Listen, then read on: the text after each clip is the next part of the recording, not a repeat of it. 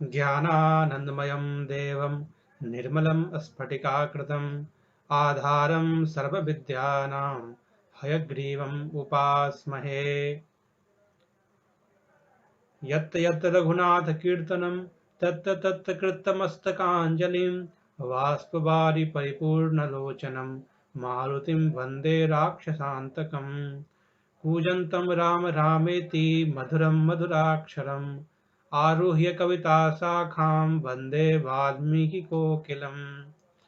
पितामहस्यापि पितामहाय प्राचेतसादासितफलप्रदाय श्रीभाष्यकारोत्तमदेशिकाय श्रीशैलपूर्णाय नमो नमस्तात्। श्रीकाञ्ची सौम्योपयन्त्रियमिराट् कारुण्यसम्पादितः श्रीमद्द्राविडवेदभाष्यविलसत् ज्ञानामृतस्वादनं वात्स्य श्रीमदनन्तदेशिककृपा सम्प्राप्तभाष्यामृतं वन्दे वादिभयङ्करार्यकुलजं हस्त्यद्रनाथं गुरुम्। श्रीमते रामानुजाय नमः। आழ்வார் எம்பெருமானார் ஜீயர் திருவடிகளே शरणम। तो भगवान के हम इस गुण की चर्चा कर रहे हैं। कह दृढ़ व्रतः, अपने व्रत में दृढ़ कौन है? तो भगवान का व्रत क्या है? शरणागत परित्राणम, यही भगवान का व्रत है। और अक्सर इस संसार में हम पाते हैं कि कोई व्यक्ति कोई निश्चय तो कर लेता है मैं ये कर्म करूंगा, और उसकी ओर कदम भी बढ़ा लेता है, लेकिन जो ही वो कुछ कदम बढ़ाता है, आधे कर्म को कर पाता है, आधे निश्चय को पूरा कर पाता है, तब तक वो किसी और कर्म में चला गया होता है, पुराने को भूल करके किसी नए निश्चय में, किसी नए व्रत में। उससे भी उसने थोड़ा ही किया होता है कि फिर किसी दूसरे व्रत में, और पुराने उसके जो स्मरण है, पुराने उसकी जो प्रतिज्ञाएं हैं, वो सब भूलते जाता है। पुराना उसने जो निश्चय किया था उसका स्मरण उसे धीरे धीरे धीरे धीरे कम होते जाता है। लेकिन भगवान का जो गुण है दृढ़ व्रत, दृढ़ व्रत कौन है? वाल्मीकि महर्षि पूछते हैं तो नारद महर्षि जवाब देते हैं, इक्ष्वाको वंश प्रभवः रामः नाम जनय श्रुतः। श्री रामचंद्र ही दृढ़ व्रत हैं, और इसके कई प्रमाण हमने देखे। भगवान का व्रत है सकृदेव प्रपन्नाय तवास्मीति दयाते अभयम सर्वभूतेभ्यो ददामि एतद् व्रतम मम। कोई एक बार भी आकर ये कह देता है कि मैं आपका हूं, तो मैं उसे अभय प्रदान करता हूं, ये मेरा व्रत है।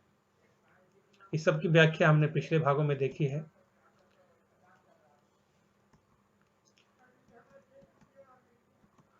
और द्रौपदी की शरणागति, गजेंद्र की शरणागति, नारायण अखिल वरो भगवन नमस्ते। तो ये भगवान का जो दृढ़ व्रत है, विदितः स हि धर्मज्ञः शरणागत वत्सलः, एक शरणागत की रक्षा करते हैं भगवान, ये इनका व्रत है कि अभयम सर्वभूतेभ्यो ददामि एतद् व्रतम मम, ये मेरा व्रत है।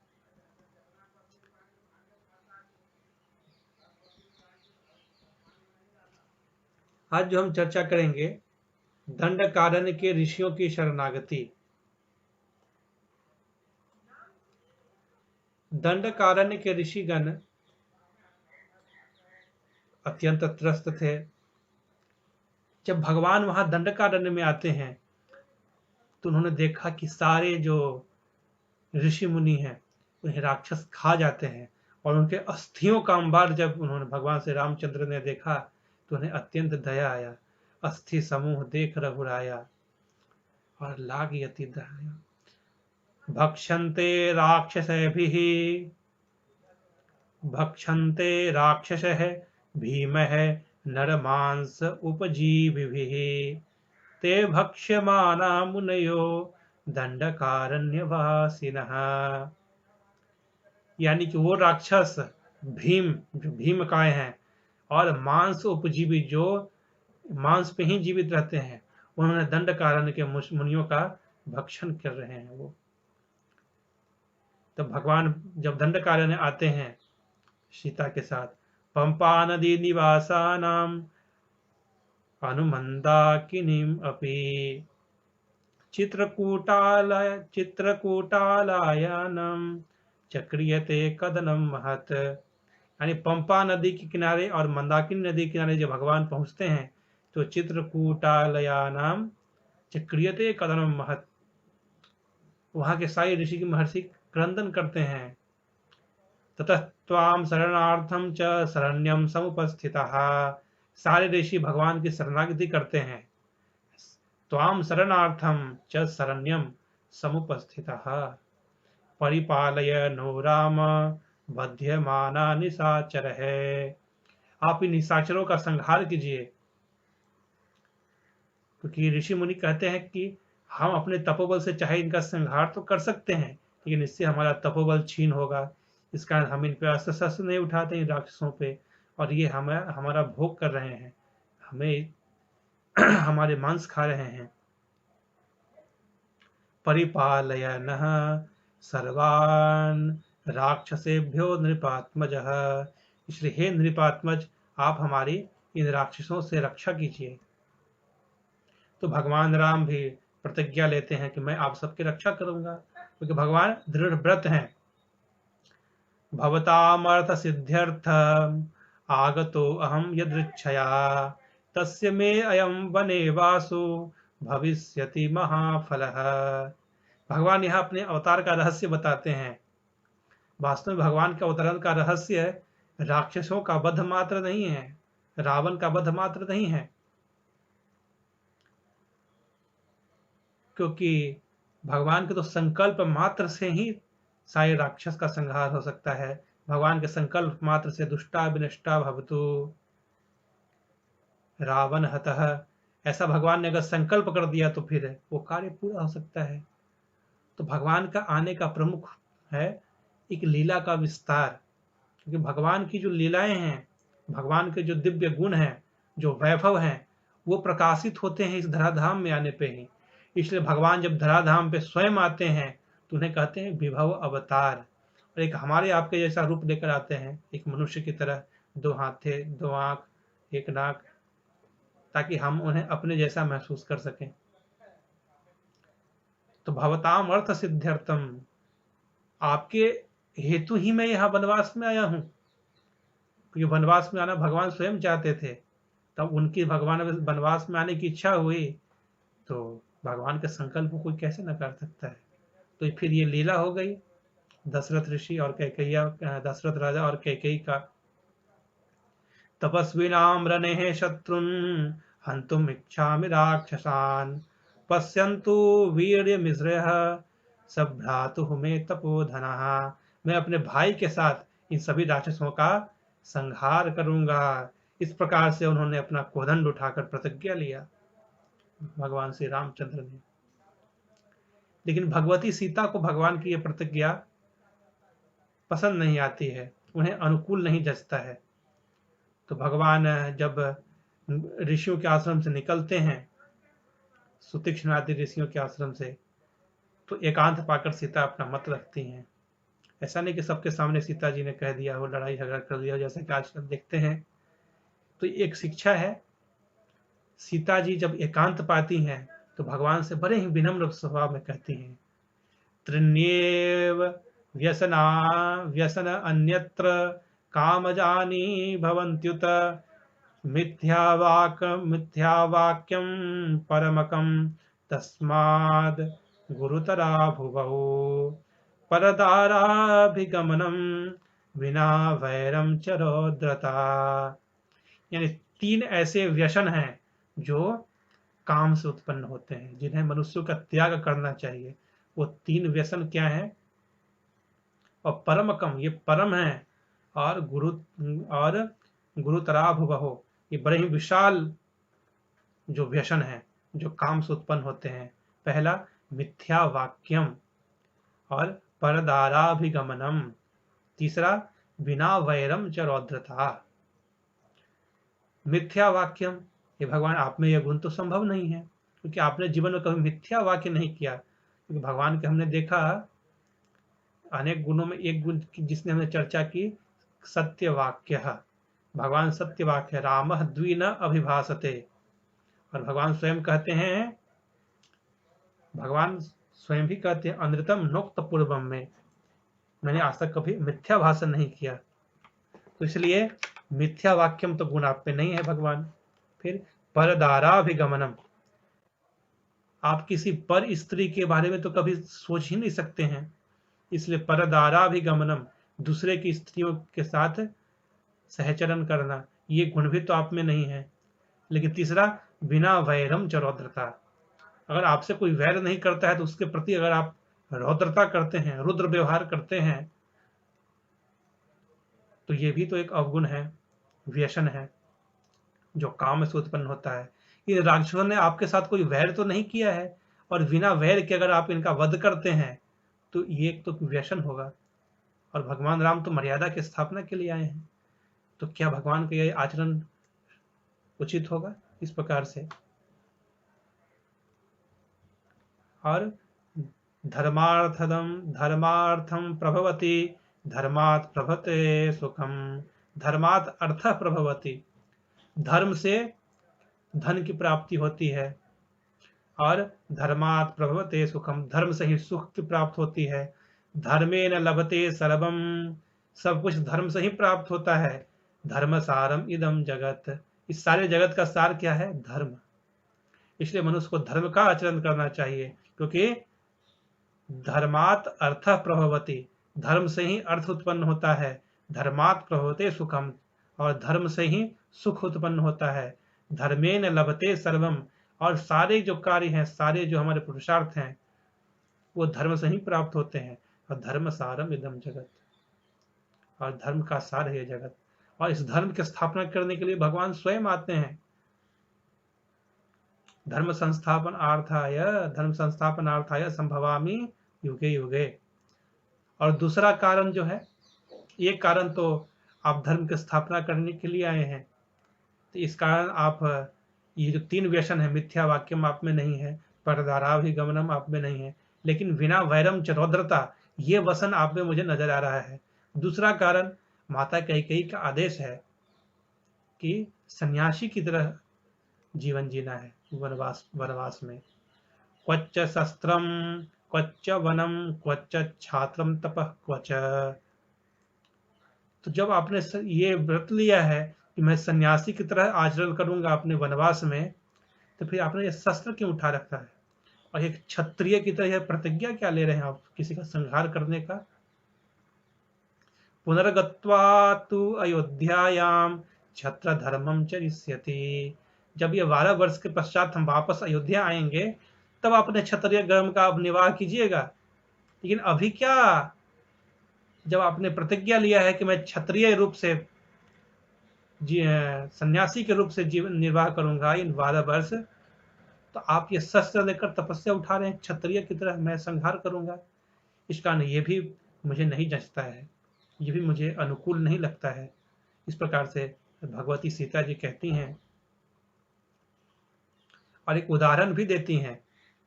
एक महर्षि थे, बड़े कठोर तपस्वी, तो इंद्र को उनका तपस्या भंग करना था, कि सबसे ज्यादा जो इनसिक्योरिटी होता है वो इंद्र को होता है।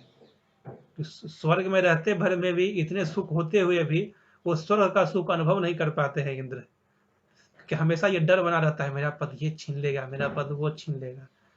तो उस ऋषि को जाकर के इंद्र ने एक तलवार दिया और कहा कि हमारा ये तलवार है, आप इसका कुछ दिन रक्षा कीजिए, हम फिर वापस आपके पास आके ले जाएंगे। अब वो भोले भाले ऋषि महर्षि कहे ठीक है, कितने दिन में? तो तुरंत ही आ जाएंगे। तो वो तलवार उन्होंने अपने पास रख लिया उस महर्षि ने। अब उन्हें ऐसा लगा कि हम कहीं बाहर जाएं और ये तलवार जो है कहीं कोई लेकर तब भाग जाए, तो उस तलवार को हमेशा अपने पास रखते हैं। संध्या वंदन करने जाएं, स्नान करने जाएं, वस्तु एकत्रित करने जाएं, अग्निहोत्र है, तो वो तलवार हमेशा उनके साथ रहता। अब उस तलवार के संग का प्रभाव ऐसा हुआ कि उनके अंदर धीरे धीरे ये रजोगुण विकसित होते गया, और रजोगुण विकसित होते गया तो फिर काम एष क्रोध एष रजोगुण समुद्भव, ये सारे गुण उनमें उत्पन्न हुए, तो आखिरकार उन्हें स्वर्ग तो क्या नरक की प्राप्ति हुई। इस प्रकार हाथ में आपने जो धनुष शस्त्र उठा रखा है, ये आपके जो धर्म है, एक संन्यास पूर्वक जीवन व्यतीत करने का जो आपकी प्रतिज्ञा है, उसमें ये व्यवधान है। इस तरह से सीता जी ने अपना मत दिया। फिर भगवान कहते हैं,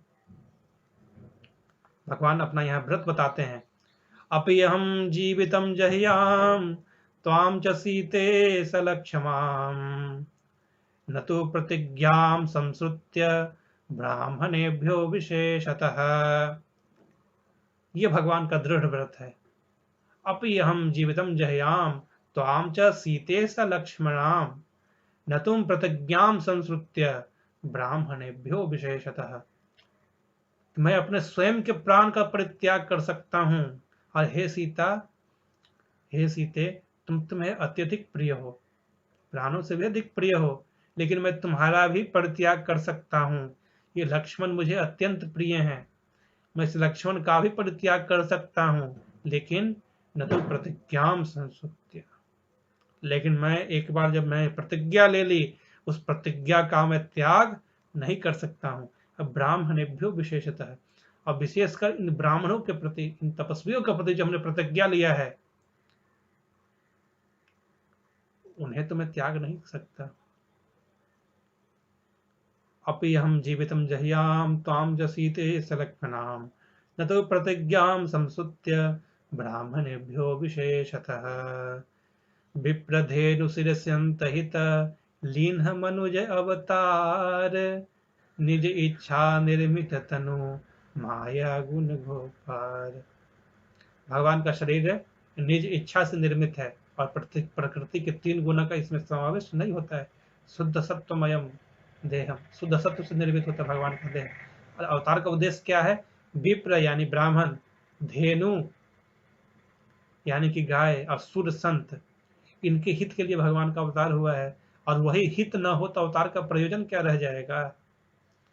तो न तो प्रतिज्ञां संसृत्य, मैं तुम्हें त्याग सकता हूं, मैं लक्ष्मण को त्याग सकता हूं, मैं अपने प्राणों को त्याग सकता हूं, और मेरे प्राणों से भी प्रिय तुम हो मेरी भार्या, मैं तुम्हारा भी परित्याग कर सकता हूं, लेकिन अपनी प्रतिज्ञा को त्याग नहीं सकता। सदसम चानुरूपम च कुलस्य तव चात्मनः। और सीता, तुम क्या हो? सहधर्मचारिणी में तुम प्राणेभ्यो गरीयसी। हे सीता, तुम मेरी सहधर्मचारिणी हो, और प्राणेभ्यो अपि गरीयसी, मेरे प्राणों से भी प्रिय हो। लेकिन चूंकि तुम मेरे धर्मचारिणी हो, इस कारण तुम भी मेरे इस व्रत में मेरा सहयोग करो। मैंने जो व्रत लिया है राक्षसों के संहार का, इस ऋषि मुनियों की सहायता करने का, तुम मेरा इस व्रत में सहयोग करो। और यहाँ एक बहुत ही सुंदर दृश्य वाल्मीकि महर्षि प्रस्तुत करते हैं। अग्रतः प्रययौ रामः सीता मध्ये सुमध्यमा पृष्ठः तस्तु धनुषः पाणिः लक्ष्मणो अनुजगामः। अग्रतः प्रययौ रामः, आगे आगे श्री रामचंद्र जी हैं, और सीता मध्ये सुमध्यमा, और मध्य में सीता जी हैं, सुमध्यमा। पृष्ठः तु धनुष्पाणि, और पीछे कौन है? हाथ में धनुष लिए, लक्ष्मणो अनुजगामः। इस प्रकार भगवान की जो अद्भुत छवि है, आगे राम अनुज प्रभु पीछे मुनि बरबास बने अति काछे। आगे राम जी हैं और पीछे लक्ष्मण जी हैं, और उनके बीच में उभय बीच सिय सोहति कैसे ब्रह्म जीव बीच माया जैसे। जैसे जीवात्मा और भगवान के बीच में क्या है? पुरुषकारिणी, जो पुरस्कार भूता भगवती सीता जी हैं, जो भगवान की कृपा की मूर्त स्वरूप हैं, वो भगवती सीता जी हैं। जीवात्मा और भगवान के बीच में स्वयं भगवान की कृपा है, स्वयं माता लक्ष्मी का पुरस्कार है, और उस पुरस्कार के सहायता से ही जो जीवात्मा है वो परमात्मा को प्राप्त करता है। ऐसी सुंदर छवि, ऐसा सुंदर दर्शन इस छवि से प्राप्त होता है। तो भगवती के पुरस्कार के बिना जीवात्मा तो भगवान को प्राप्त नहीं कर सकता है। तो जैसे भगवान ने प्रतिज्ञा की कि मैं इन राक्षसों का संहार करूंगा, तो भगवती ने भी प्रतिज्ञा की कि मैं इनकी रक्षा करूंगी, इन्हें सुधारने का मैं भरसक प्रयत्न करूंगी। और अपनी प्रतिज्ञा के ही, अपने संकल्प से ही क्योंकि भगवती की प्रतिज्ञा है कि मैं इन सब की रक्षा करूंगी। तो इनका चूंकि संकल्प था तो ऐसा स्वांग रचा गया कि रावण ने इनका अपहरण कर लिया और ये लंका चली गई। वसुधा आचार्यगण कहते हैं जो सीता ऐसा संकल्प कर सकती हैं कि ये अग्नि शीतल हो जाए, और इनका संकल्प मात्र से अग्नि शीतल हो गया, तो क्या ये सीता ने अगर ये संकल्प कर लिया कि रावण का विनाश हो जाए, रावण का वध हो जाए, तो रावण तो तत्क्षण उसका विनाश हो जाएगा रावण का, भगवती सीता के संकल्प मात्र से ही। भगवती ने एक अगर संकल्प कर लिया कि यह पुष्पक विमान टूटकर चूर हो जाए, तो पुष्पक विमान टूटकर चूर हो गया होता। लेकिन भगवती ने ऐसा संकल्प नहीं किया, कि भगवती अपने इच्छा से, भगवती अपने संकल्प से वहां पहुंची हैं और वहां बार बार उपदेश कर रही हैं राक्षसियों को। बार बार उन्होंने उपदेश किया रावण को। विदितः स हि धर्मज्ञः शरणागत वत्सलः, जिस श्लोक का हमने चर्चा भी किया था पिछले भागों में। तेन मैत्रु भवतु ते यदि जीवितुम इच्छसि। इस प्रकार से भगवती ने अनेक प्रकार से उनकी सहायता की कोशिश की। फिर आगे हम देखेंगे विभीषण की शरणागति। विभीषण जब वहां से चतुर्भीष राक्षस है, 4 राक्षसों को साथ लेकर के भगवान की शरणागति करने आते हैं, तो उन्हें वाल्मीकि घर से कहते हैं श्रीमान। श्रीमान क्यों? क्योंकि वहां माता लक्ष्मी का पुरस्कार भी इनके साथ जुड़ा है। जो माता लक्ष्मी अशोक वन में निवास कर रही हैं, अशोक वाटिका में, वहां से भगवती ने अपना पुरस्कार प्रदान किया है, और भगवती के पुरस्कार के बिना तो कभी किसी जीव का कल्याण हो नहीं सकता है। और भगवान राम कहते हैं आनयेन हरिश्रेष्ठ दत्तस्य अभयम मया विभीषणो व सुग्रीवो यदि वा रावण स्वयं। आपको यह चिंता है ना कि राक्षस अनेक रूप बना के आ सकते हैं, तो अगर ये विभीषण ना हो, ये रावण ही अगर आया है, तो भी मैं उसे शरणागति प्रदान करूंगा, क्योंकि ये मेरा व्रत है। और अनेक प्रकार के तर्क वितर्क होते हैं, और भगवान का यहाँ जो दृढ़ व्रत है, अभयम सर्वभूतेभ्यो ददामि एतत् व्रतम मम, इस व्रत की का हम आलोचन करेंगे इस व्रत का अगले भाग में। श्रीमते रामानुजाय नमः। आழ்வாரெம் பெருமானார் ஜிய திருவடிகளே शरणम।